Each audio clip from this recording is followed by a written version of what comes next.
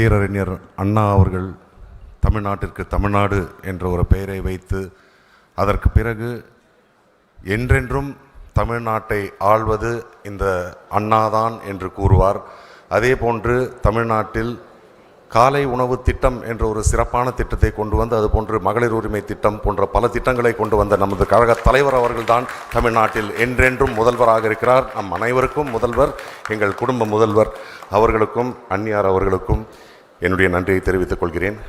அதே போன்று இன்று என்னுடைய அரசியல் பயணத்தில் எனக்கு பெரிதும் ஊக்கம் கொடுத்து வளர்த்திருக்கும் என்னுடைய இளைய தலைவர் உதயநிதி ஸ்டாலின் அவர்களுக்கு என்னுடைய நன்றியை தெரிவித்துக் கொள்கிறேன். பாராளுமன்றத்தில் எனக்கு சிறப்பாக வழி நடத்தி எனக்கு வாய்ப்புகளை கொடுத்து என்னுடைய உரிமைகளுக்காகவும் போராடி, தமிழ்நாட்டின் உரிமைகளுக்காகவும் போராடி, தமிழுக்காகவும் போராடி கொண்டிருக்கும் நமது கனிமொழி அவர்களுக்கும் என்னுடைய நன்றியை தெரிவித்துக் கொள்கிறேன். மேலும் நமது கழக பொருளாளர், என் தந்தையின் உற்ற நண்பர், பல விதங்களில் என்னை உரிமையுடன் கண்டித்து வழி நடத்தி கொண்டிருக்கும் நமது பொருளாளர் ஐயா அவர்களுக்கும் என்னுடைய நன்றியை தெரிவித்துக் கொள்கிறேன்.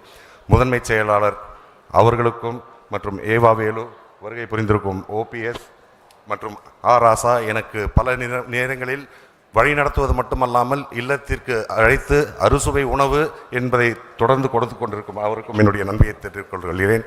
அதே போன்று நம்முடைய மாவட்ட கழக செயலாளர் சுப்பிரமணிய அவர்களுக்கும், சுதீஷ் அவர்களுக்கும், தமிழ்வேந்தன் அவர்களுக்கும் மற்றும் வருகை புரிந்திருக்கும் இந்த நிகழ்ச்சியை சிறப்பாக ஏற்பாடு செய்வதற்காக பெரும் உறுதுணையாக இருந்த காரம்பாக்கம் கணபதி அவர்களுக்கும், பகுதி கழக செயலாளர் பரமசிவம் அவர்களுக்கும், தாயகம் கவி அவர்களுக்கும், இளைஞரணியின் துணை செயலாளர் அனைவருக்கும், பெஞ்சமின் அவர்களுக்கும், இங்கே பெருந்திரளாக வருகை புரிந்திருக்கும் கழக உறவுகள், நண்பர்கள், என்னுடைய உறவினர் மற்றும் ஊடக நண்பர்கள், இந்த நிகழ்ச்சி சிறப்பாக நடப்பதற்காக உதவி செய்த அனைவருக்கும் என் நன்றியை தெரிவித்து விடைபெறுகிறேன். நன்றி, வணக்கம்.